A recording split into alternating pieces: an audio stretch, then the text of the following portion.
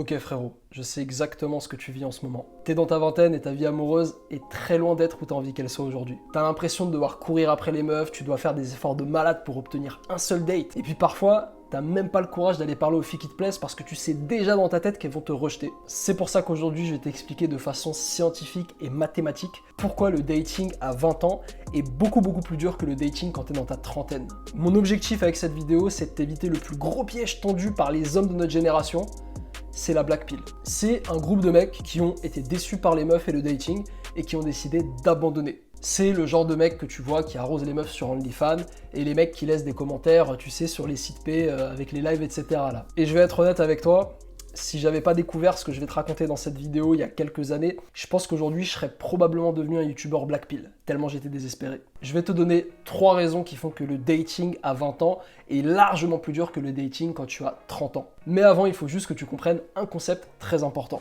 C'est la SMV. SMV, c'est un terme anglais qui veut dire Sexual Market Value, autrement dit en français, valeur sur le marché de la séduction. C'est une note qui mesure en fait à quel point tu es désirable aux yeux des femmes. Et cette note, elle se calcule à partir de 4 catégories chez l'homme. Tout d'abord, l'apparence, ensuite l'argent / le lifestyle, ton statut social et enfin ton game.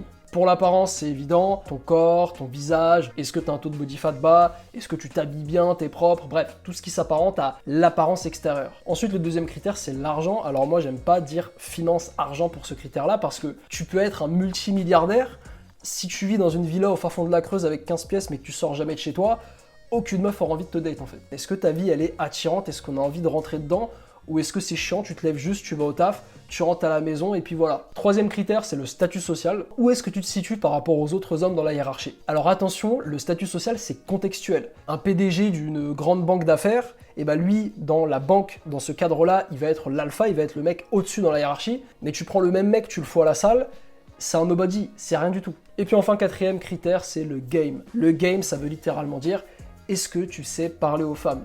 Est-ce que tu comprends la psychologie féminine? Ou est-ce que t'es un mec chiant et toutes les meufs, elles te fuient, elles ont pas envie de te parler? Tous ces points, c'est ce qui va te permettre de calculer ta SMV et vont faire en sorte qu'elle va être plus élevée ou plus basse. Et tu l'auras compris, mais plus t'as une SMV élevée, et plus le dating market va être facile à gérer pour toi. Et c'est pour ça que dans mes vidéos, je te dis tout le temps, je te rabâche tout le temps, travaille sur ton physique dans ta vingtaine, travaille sur ta situation financière, vraiment, parce qu'une fois que t'as coché ces 2 cases-là, le physique et la thune, et ben en fait c'est super simple. L'apparence c'est coché, t'es dans le top 1%. L'argent, bah maintenant faut juste savoir l'utiliser, tu peux avoir un super lifestyle.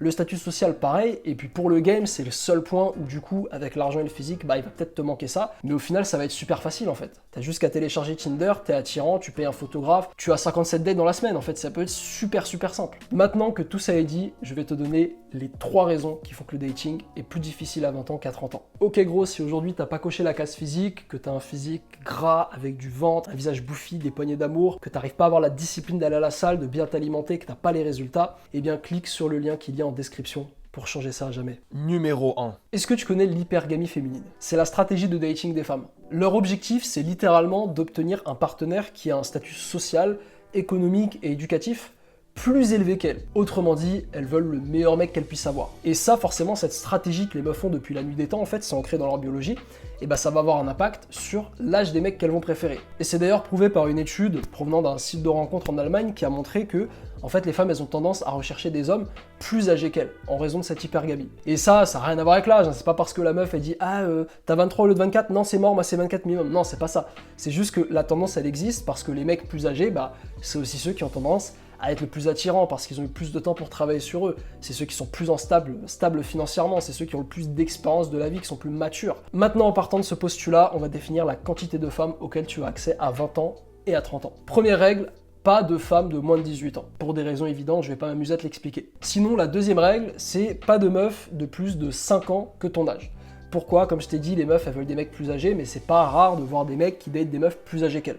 Par contre, on va pas aller au-dessus des 5 ans, c'est extrêmement rare que ça arrive. En se basant sur ces simples règles, le mec de 20 ans, il va avoir accès aux meufs qui sont entre leurs 18 et leurs 25 ans, là où un mec de 30 ans, il aura accès aux meufs entre 18 et 35 ans. Et ouais, elle est là l'arnaque. C'est que en plus d'avoir accès à moins de meufs que le mec de 30 ans, et ben en fait, le mec de 30 ans, il a accès aux mêmes meufs que toi.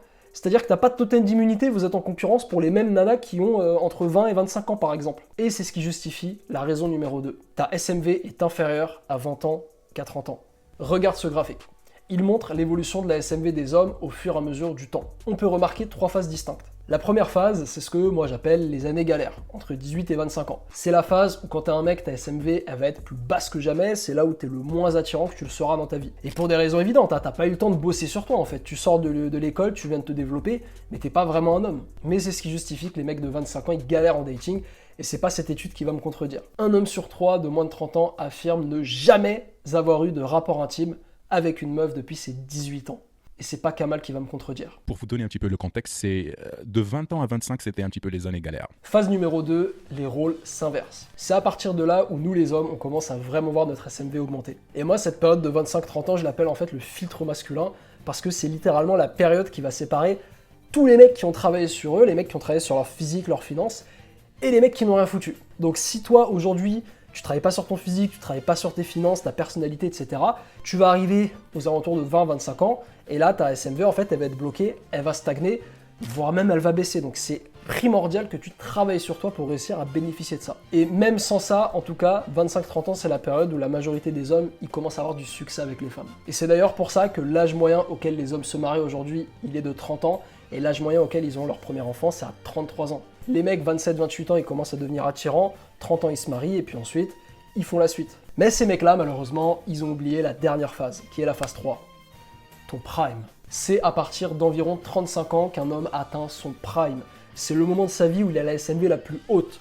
Il a une bonne apparence, il a de l'expérience, il est mature, sa situation, elle est carrée, parce qu'à 35 ans, bon, j'espère qu'il a plus d'argent qu'à 25. Vraiment, il combine absolument tous les critères, et c'est là où il est le plus désirable aux yeux des femmes. Et le truc cool, c'est que ce prime, tu peux le maintenir ensuite, jusqu'à tes 45-50 ans, et puis même après, honnêtement, tu peux continuer à le garder, regarde juste Tom Cruise et Brad Pitt.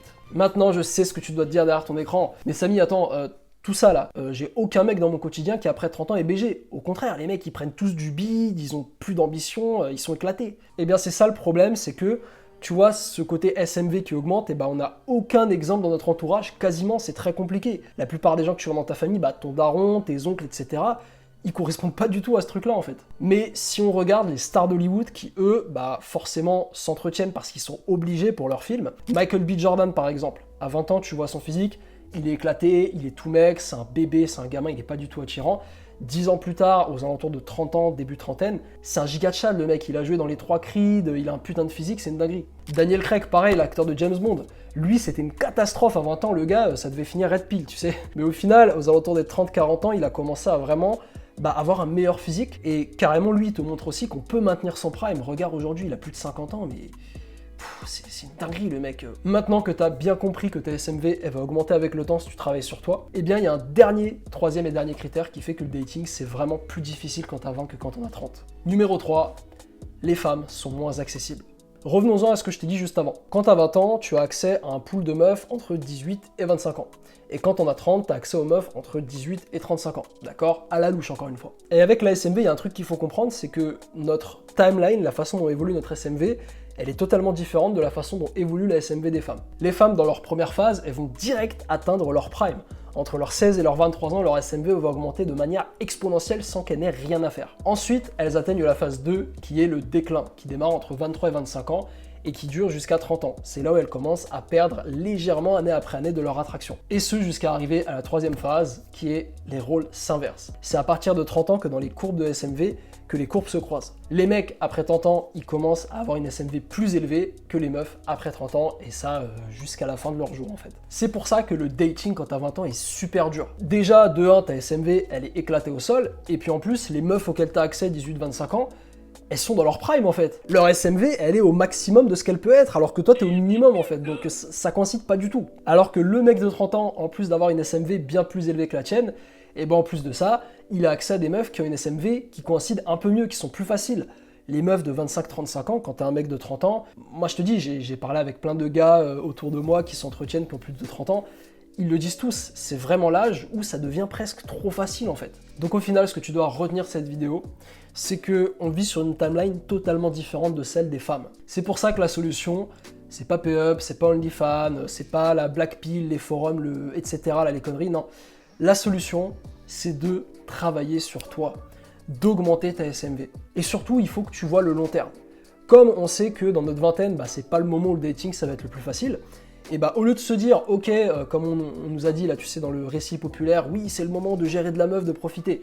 Bah en fait non, c'est pas du tout le moment pour ça. C'est vraiment le moment pour s'enfermer, travailler sur soi, travailler un maximum sur son physique, sur ses thunes, vraiment son statut, son charisme, tout ce que tu veux. C'est littéralement le moment de se dire, et moi c'est ce que je me suis dit quand j'avais 20 ans. Je me suis fait une promesse, je me suis dit, ok Samy, j'ai envie à partir d'aujourd'hui que le Samy de 30 ans, il n'ait plus jamais aucun problème avec les meufs, qu'il a accès à une abondance de femmes, et pour qu'il y arrive, je vais travailler comme un malade sur moi pendant 10 ans. Et ça, je te vois venir, hein. C'est pas juste une question de oui, on va ken des 10 sur 10, non, c'est pas ça. C'est la mère de tes enfants.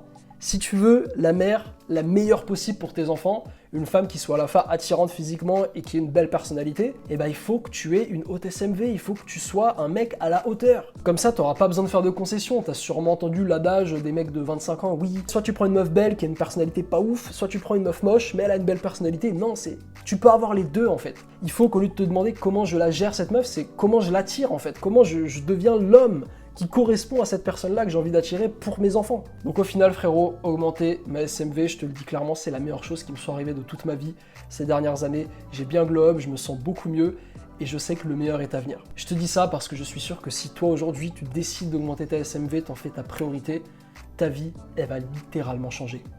Ok frérot, si toi tu veux perdre du gras et obtenir un physique athlétique pour booster ta SMV, clique juste ici. Et si par contre tu as envie, voilà, tu as la flemme, tu as envie de continuer à regarder mes vidéos, eh bien clique juste ici la vidéo, je pense qu'elle va t'intéresser.